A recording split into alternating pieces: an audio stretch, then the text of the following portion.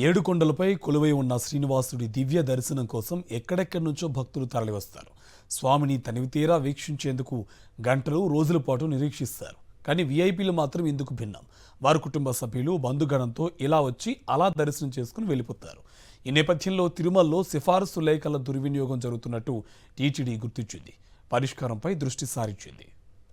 తిరుమల శ్రీవారి దర్శనానికి ప్రజాప్రతినిధులు, అధికారుల సిఫార్సు లేఖలపై ఇచ్చే టికెట్లను టీటీడీ నిశితంగా పరిశీలిస్తోంది. దుర్వినియోగానికి పాల్పడుతున్న వారిపై నిఘా పెట్టింది. సిఫార్సు లేఖల్ని ఇష్టానుసారం వినియోగించడంలో కూటమి నేతలే కాదు, ఇంకా చాలా మంది ఉన్నట్లుగా అధికారులు గుర్తించారు. దుర్వినియోగానికి పాల్పడుతున్న ప్రజాప్రతినిధుల జాబితా సిద్ధం చేసినట్లుగా తెలుస్తోంది. ఇందులో ఒకరిద్దరు మంత్రులు ఉన్నట్లుగా సమాచారం. జాబితాను త్వరలో సీఎం చంద్రబాబుకు సమర్పించి ఆయన ఆదేశాలకు అనుగుణంగా తదుపరి చర్యలు తీసుకోనున్నట్లుగా తెలుస్తోంది. కొందరు ఎమ్మెల్యేలు, మంత్రులు సెల్ఫ్ సిఫార్సు లేఖలపై తమ వెంట 50 నుంచి 100 మందిని తీసుకువెళ్లిన సందర్భాలు ఉన్నాయి. వారు 2-3 రోజుల పాటు తిరుమలలోనే మకాం వేసి 2-3 సార్లు అంతమందితోనూ కలిసి స్వామిని దర్శించుకున్నట్లుగా తేలింది. దీంతో సామాన్య భక్తుల పరిస్థితి సంక్లిష్టంగా మారుతోంది. రాష్ట్రంలోని ఎమ్మెల్యేలు, ఎంపీలు, ఎమ్మెల్సీలకు రోజుకొక సిఫార్సు లేఖలో 6 చొప్పున వేరే వారి కోసం రిఫరల్ ఇచ్చేందుకు అవకాశం ఉంది. మంత్రులైతే 2 సిఫార్సు లేఖలు ఇవ్వచ్చు.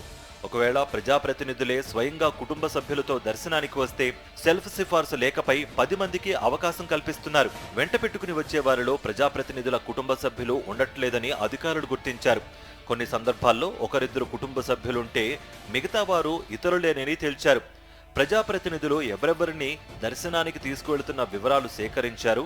ఒక్క రోజులోనే 4-5 సేవల్లో నిరంతరాయంగా పాల్గొంటూ శ్రీవారి దర్శనం చేసుకుంటున్నారు. సుప్రభాతం మొదలుకుని తోమాల, అర్చన, వీఐపీ బ్రేక్ దర్శనాల వరకు పాల్గొంటున్నారు. ఇలాంటి ప్రజాప్రతినిధులపైన అధికారులు దృష్టి సారించారు.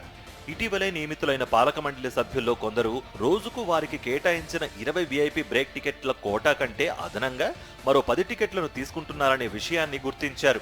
సాధారణంగా టీటీడీ ప్రతి నెల 3 నెలల ముందు ఆన్లైన్లో ప్రవేశ దర్శనం టికెట్లు విడుదల చేస్తూ ఉంటుంది. ఒక భక్తుడు ఒకసారి ఆన్లైన్లో తన పేరు నమోదు చేసుకుని టికెట్ కొంటే మళ్లీ నెల తర్వాతే దర్శన టికెట్ తీసుకునే వీలుంది.